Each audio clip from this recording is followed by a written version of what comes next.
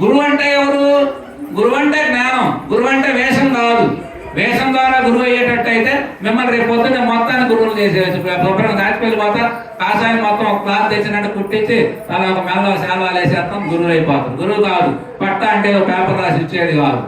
దాని పట్ల సత్య జిజ్ఞాస కలిగి, ధర్మనిష్ట కలిగి, ఆత్మ జ్ఞానం పొందుతూ, సర్వాన్ని నీలో సర్వాన్ని ఏ కృష్ణ భగవానుడు అయితే మనకి ఇచ్చినటువంటి అద్భుత వచనం ఉన్నదో దాన్ని సర్వంగా దర్శించగలిగి, అలా దర్శించగలిగిన వాడికి ఏమిటంటే కష్టం అనిపించింది. ఇప్పుడు సహజంగా ఏదన్నా చిన్న పని ఇతరులకు సాయం చేయాలంటే ఎందుకు చేయాలని అబ్బాయిని బాధ కలుగుతుంది, అంటే శరీర భావనతో. కానీ ఆత్మజ్ఞానం కలిగిన వాడికి రేతుడు లేదు, పప్పు లేదు. శంకరాచార్యులు భారతదేశం ఆయన బతికింది ఎంతో తెలుసా? 32 సంవత్సరాలు. ఆయన 2 రౌండ్లు 3 రౌండ్లు భారతదేశం మొత్తం తిరిగి 4 శక్తిపీఠాలు స్థాపించి అనేక రకమైనటువంటి శివాలయ వ్యవస్థకి దారితీసి మొత్తం 153 రచనలు చేసిండు. ఆయన వయసు ఎంత? అసలు ఆయన బతికింది అంత విచిత్రం అనుకున్నాం. అట్లా ఎంతో అద్భుతమైనటువంటి మనకి సంస్కృతి సాంప్రదాయాన్ని అందించడం కోసం ఎంతో మంది త్యాగ పురుషులు జీవితాన్ని మనకు అందించడం జరిగింది. అసలు ఈ కుటుంబ వ్యవస్థ అనేది ఈ రోజు మనం ఇంత సుఖంగా భార్య భర్తలు పిల్లలు కుటుంబం కలిసి ఉంటున్నాం అంటే ఎక్కడి నుంచి వచ్చింది? నువ్వు పెట్టుకున్నావా? నువ్వు తయారు చేసిన ఈ కుటుంబం ఏమన్నా కాదు. అంతకుముందు సృష్టి ఆది నుంచి ఎంతో మంది మహాత్ములు ఏమి తినాలి, ఏమి తినకూడదు, ఎలా ఆడ మగ ఎట్లా కలిసి ఉండాలి, వాళ్ళ అవగాహన ఎట్లా కల్పించాలి, వారి దాంపత్య జీవితం ఎలా ఉంటే అన్యోన్యంగా ఉంటది, వారి సంతానం వృద్ధి కలగాలంటే ఏం చేయాలి, ఇట్లా మనకు అనేక రకాలుగా లంచలుగా ఈ రోజు మన దగ్గరకు వచ్చేసరికి సకల సదుపాయాలన్నీ మనకు అందింది. ఈరోజు ఎంత సుఖమో, ఎంత అద్భుతమో. ఒకప్పుడు బుద్ధుడు లాంటి వాడు పర్యటన చేస్తుంటే 1000 మంది కూర్చొని వినేవాడు, కానీ మైకు లేదు. వాయిస్ ద్వారా ఇట్లా వినేవాడు. కానీ ఈరోజు మనకి మైక్ వచ్చింది. మైకే కాదు, మన అదృష్టం ఏమిటో నేనైతే చాలా పొంగిపోతామా.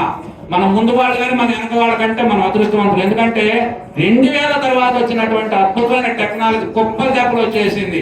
అసలు మేము 6 మనుషులు ఇంట్లో కూర్చొని మేము 4 మా అమ్మ మేము ఇంత చిన్న బుడ్డి దీపం పెట్టుకొని అన్నం తిన్నాం. ఇవాళ ఏసీలు పెట్టుకొని బ్రతుకుతున్నాం. సైకిల్ లేదు, ఇవాళ కార్లు కొంటున్నాం. అసలు ఫోన్ అంటే తెలియదు, వార్తలు తెలిసేది కాదు.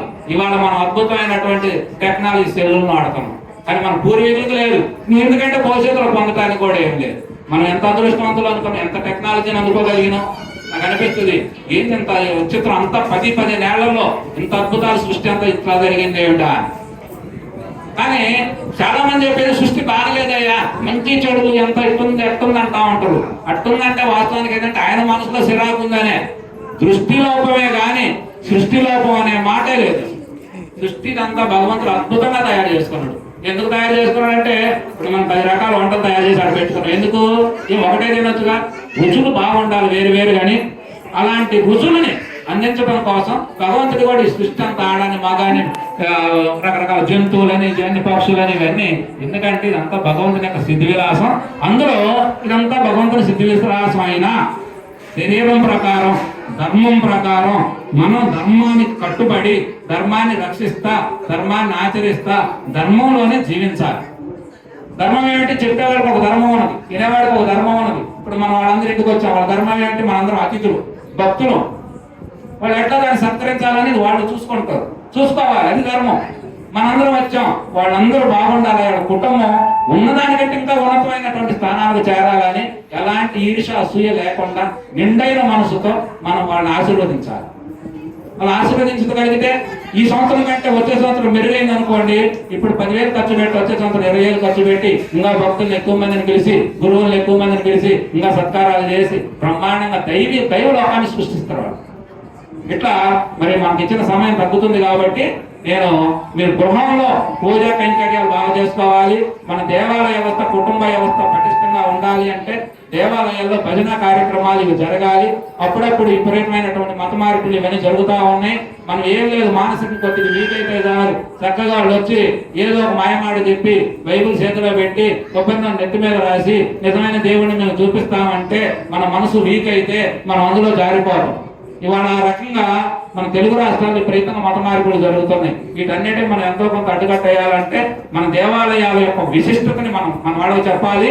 కుటుంబం అనే విలువలు ఎట్లా ఉండాలో నేర్పాలి, సమాజ హితం కోసం మనం పనిచేయాలి, భారతీయ యొక్క సంస్కృతి సాంప్రదాయాల ఆధ్యాత్మిక జ్ఞానాన్ని ప్రజలకు అందించాలి అనేటువంటి సదుద్దేశంతో అనేక రకమైన గ్రామాలు తిరుగుతా ఉన్నాం.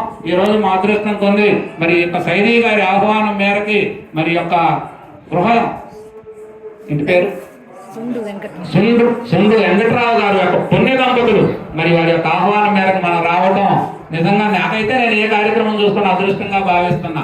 అట్లా మీరు కూడా అదృష్టంగా భావించండి. ఏమైనా ఉంటే మన సాంప్రదాయ బద్ధంలోనే కార్యక్రమాలు చేసుకోవాలి.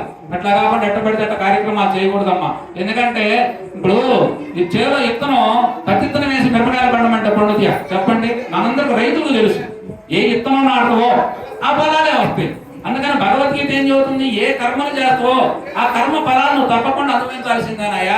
ఏ దేహం ద్వారా చేస్తావో ఆ దేహం ద్వారా నువ్వు అనుభవించాల్సిందే, కాకపోతే మిగిలితే తర్వాత నువ్వు అనుభవించాల్సిందే అని చెబుతుంది.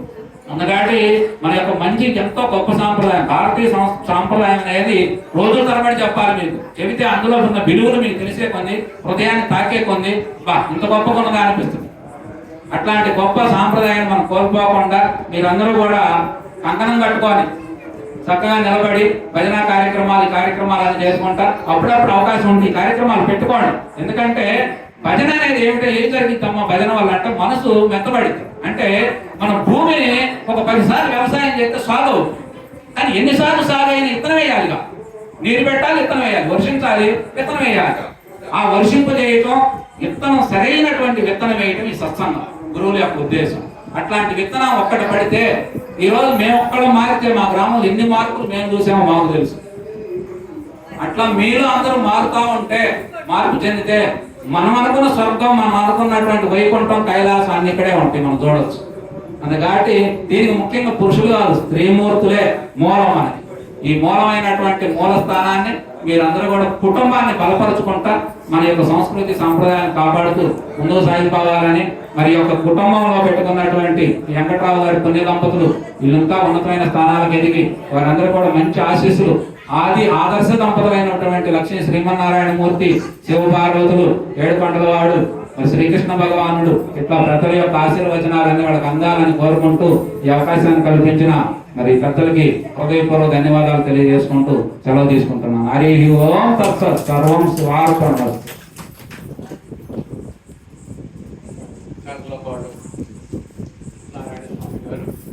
వారికి ఎన్నో విధాల మనందరికీ కూడా ఒక చైతన్య మార్గంగా భక్తి మార్గము అంటే కర్మయోగంలో కానీ భక్తి యోగంలో కానీ విషయం తెలిసి ఉండాలి అని సందేశం ఇచ్చారు.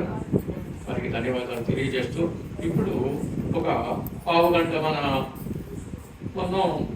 అబ్బయ్య గారు ఉపన్యసిస్తారు. తర్వాత భోజనం చేద్దాం అందరము, మళ్ళీ మధ్యలో తీసుకుందాం.